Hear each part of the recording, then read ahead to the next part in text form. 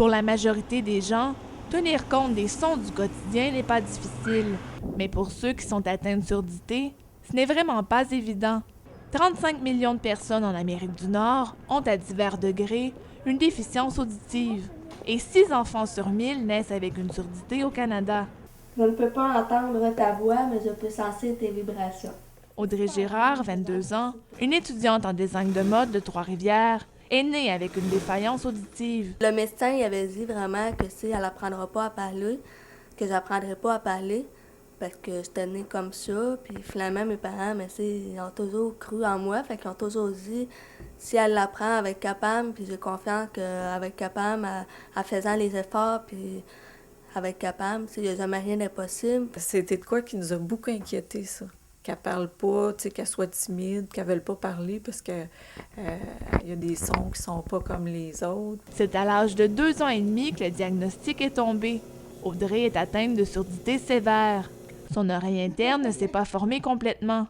Or, c'est entre 0 et 3 ans que la parole se développe le plus. Parce qu'Audrey, tout ce qui est les sons aigus, là, elle les entend pas du tout. Comme les che, les fe, les se, elle n'entend pas ça. Fait qu'elle va aller chercher ce qu'elle n'entend pas sur les lèvres. Il fallait vraiment là, que je fasse tout pour essayer de développer le plus possible. Les appareils auditifs ne règlent pas la déficience auditive, mais ils aident les malentendants à avoir une meilleure qualité de vie et leur ouvrent de nouvelles portes. Le plus jeune qu'on a appareillé, il avait 5 mois.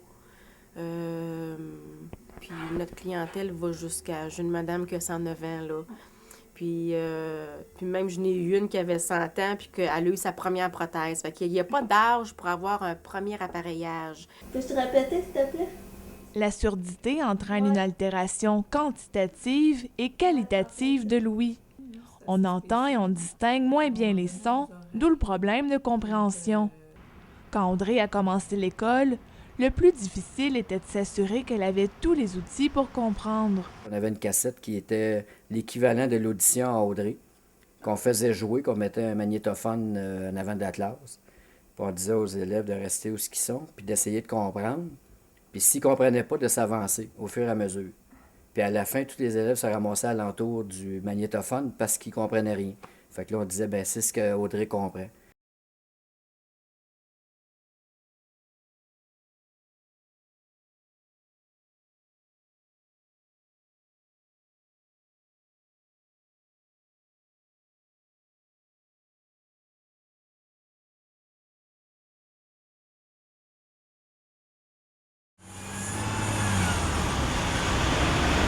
Selon une étude faite par les universités Laval, de Montréal et l'UQAM, 40% des malentendants ne terminent pas leurs études primaires. À l'école, on fait des efforts pour nos devoirs, écouter en classe, tout ça, mais moi, on dirait que juste le fait d'écouter le professeur ou quand quelqu'un parle dans la classe, une question, là, j'ai de la misère. On voyait des jeunes qui décrochaient très de bonne heure à 15 ans, 16 ans, parce qu'ils disaient que pour eux, ça demandait trop, puis qu'ils abandonnaient carrément. T'sais. Fait que ça t'aide à vouloir tout faire ce que tu peux faire en tant que parent pour pouvoir aider ton enfant à aller plus loin. J'ai pas doublé une seule année, fait que je suis contente, là, j'ai réussi quand même. J'ai passé à travers ça, mais ça demandait beaucoup d'efforts. Là. Il est arrivé quelques petites anecdotes par rapport à ça. Audrey, le professeur était parti à la salle de bain, puis il avait oublié de fermer son micro. Puis Audrey l'a entendu faire pipi. L'amour et le soutien de sa famille ont été des ingrédients importants pour cheminer dans cette épreuve. Il n'y en a pas de limite, dans le fond, pour personne. Ça se passe entre les deux oreilles. C'est un jeu de mots, mais c'est ça. Moi, je me compte sans ça parce que je suis pas en chaise roulante. J'ai mes 4 membres, je peux faire tout ce que je veux. J'ai plein de projets, fait que je vais continuer de même. Sylvie Branch, la Cité collégiale, Trois-Rivières.